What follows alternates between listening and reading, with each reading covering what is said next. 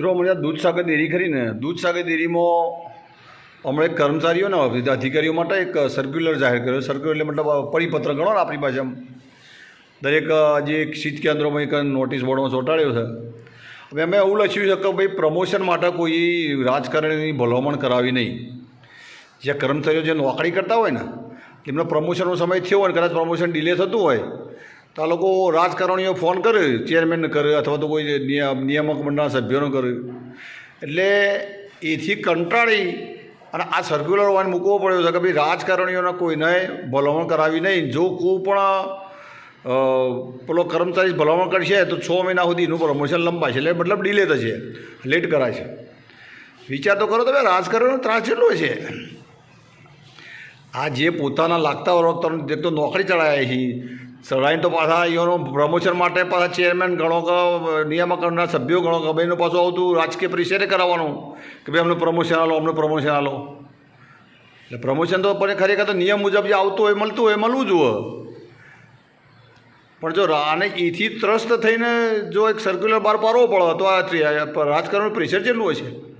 એટલે મારે તો એવી વાત કરી કે જે આ બધા રાજકારણીઓ જે એમના છોકરાઓના પ્રમોશનો માટે કે એમના હગવાલાના પ્રમોશન માટે બહુ પડે છે, તો પશુપાલકોના પ્રશ્નો જ્યાં લઈને નીકળીએ છીએ ત્યાં તો બધા મૂઢા સિવાય જોઈએ, બધાને બોલતા જ નહીં. કંઈ કોઈ વાત કોઈ કંઈ બોલે છે, ખાલી 2-4 જણા આવે બહુ પાડે કરીએ. કોઈ પણ રાજકારણી બોલે છે. આ એનો કોઈ હગુવાળો નોકરી કરતું હોય કે કોઈ વાત એનું લેવા માટે થઈને ચેરમેન કહે એના ઉપર નહીં આ સર્ક્યુલર જાહેર કર્યો તો ખબર પડી કે આટલા બધા ફોન આવતા છે આ લોકો ઉપર. તાણ તો અને સર્ક્યુલર કર્યું છે, મતલબ પરિપત્ર બહાર પાડ્યો સ્પેશિયલ કર્મચારીઓ માટે. વિચાર જેવું શું છે કે ભાઈ રાજકારણની ભલામણ નહીં કરાવી, એવું કંટાળીને કર્યો છે ને.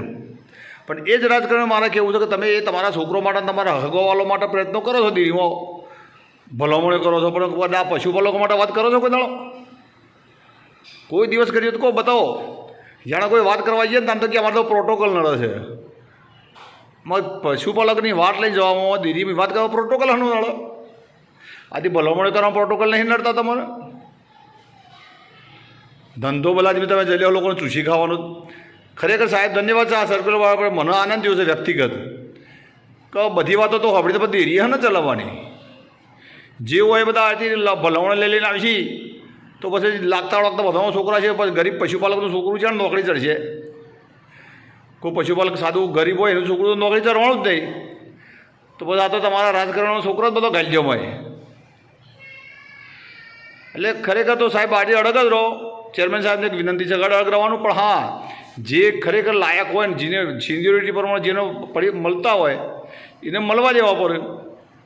અને એનું જો ખરેખર ડીલે ન જ કરવું જોઈએ કદાચ સિનિયોરિટી પ્રમાણે થતું હોય તો. અને લાઇન સર જેમ આવતા હોય એમાં અપાય, કોઈને ઉઠલો મારીને વધારે ન આપી દેવા કે લો ભાઈ અરે અમને આ થોડા વધારે મહત્ત્વના છે કે હગાવાલા હોય છે કે હા તે તેની સિનિયોરિટી જલ્દી ના અપાય.